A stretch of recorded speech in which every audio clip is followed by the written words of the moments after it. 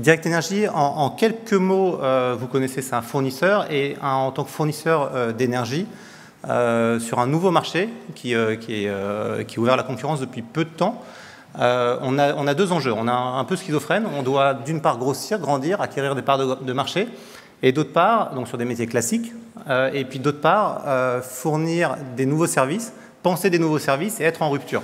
Et c'est un petit peu difficile parfois de concilier à la fois le business mainstream et puis l'innovation de rupture complètement en décalage. Je pense que normalement vous avez tous été un peu confrontés à ça. Et donc pour ce faire, on a deux axes pour développer l'innovation. L'innovation, on va dire, incrémentale, comment améliorer les business au quotidien, faire des applications, du digital, améliorer le process de relation client, etc.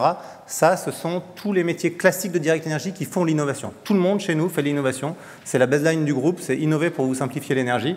Et donc, tout le monde dans l'entreprise fait l'innovation. Il n'y a pas que l'équipe que vous voyez là. Mais en plus de tout le monde, on a dédié depuis 3 ans et demi une structure dédiée à la direction de l'innovation, dont une partie est ici, avec pour objectif un boulot plutôt sympa, une feuille blanche. On doit partir de la feuille blanche et penser les nouveaux métiers, les nouveaux services de demain, tout ce qui est en rupture. Et donc pour ne pas venir perturber, parasiter, polluer ou en tout cas embêter au quotidien pour la moindre idée qui sortirait d'un carton le reste de l'entreprise, vous avez une équipe dédiée, pluridisciplinaire, qui va faire de la stratégie, du prototypage, du maquettage, du test, etc., de la relation client, et puis après qui va s'appuyer au fur et à mesure sur tous les autres services de l'entreprise dès que l'idée mérite d'être appuyée et développée par le reste de l'entreprise. Et donc, on vous reconnaissez normalement, puisque vous êtes normalement un peu tous dans l'innovation, les métiers un peu classiques que sont le cycle classique d'un projet d'innovation qui est l'étude, la validation, l'idéation, on appelle ça comme on veut, le prototypage, MVP, enfin bref, je ne vais pas vous refaire les leçons. Et puis les phases de test. Ce qui est important, c'est qu'on fait ça, mais on fait ça avec le client au cœur de tout ça, dès le début. Donc c'est un peu notre particularité. Alors j'ai essayé d'inventer un mot, mais ce n'est pas forcément le meilleur, donc si vous avez d'autres idées, n'hésitez pas. Customer Open Innovation.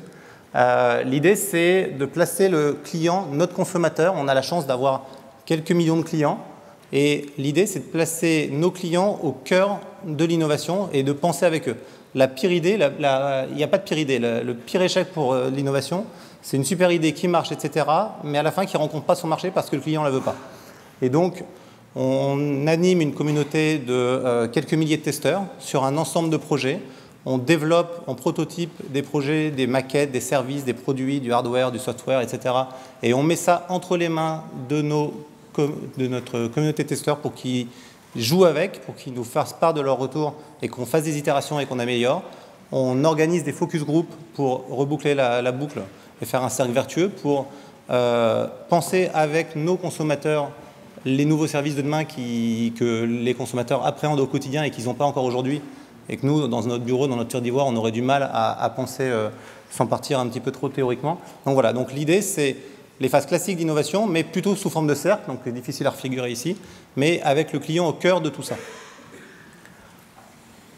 Et l'autre point important que je voulais partager avec vous, c'est la culture de l'échec. Alors, on a dit à notre patron un jour que dans les projets d'innovation, on avait le droit de se planter 9 fois pour un qui réussissait. Bon, il a un peu inversé le ratio, mais pas totalement. Et donc, c'est ça qui est plutôt super sympa, donc, notamment pour les étudiants qui étaient là tout à l'heure. C'est un métier super sympa parce qu'on a le droit de se planter. Il n'y a pas d'échec si on sait. Un échec, ça veut dire qu'en innovation, c'est un projet qui n'a pas rencontré son marché ou qui n'est pas allé au bout pour une raison. Et si on arrive à comprendre cette raison, eh ben ça devient un succès. Dit inversement, si on fait la contraposée, si on avait des projets qui étaient successful, ça voudrait dire qu'on n'a pas testé suffisamment les limites. On n'est pas allé jusqu'à la rupture. Et pour une innovation de rupture, c'est un peu dommage. Donc voilà, donc c'est, encore une fois, les principes importants, c'est une équipe dédiée pour des innovations de rupture, parce que sinon, tout le reste de l'entreprise serait pollué au quotidien et ce n'est pas l'objectif. Mais une fois que l'idée a fait ses preuves, évidemment, la structure est là pour prendre le relais. Une méthode avec le client au cœur et une culture du succès et de l'apprentissage de l'échec qui aujourd'hui ont fait leur preuve. Donc on a quelques projets en succès, quelques projets qui ne sont pas allés au bout pour de bonnes raisons. Et en 6 minutes, c'est un peu compliqué de vous expliquer tout ça, mais volontiers pour vous en parler plus à l'occasion.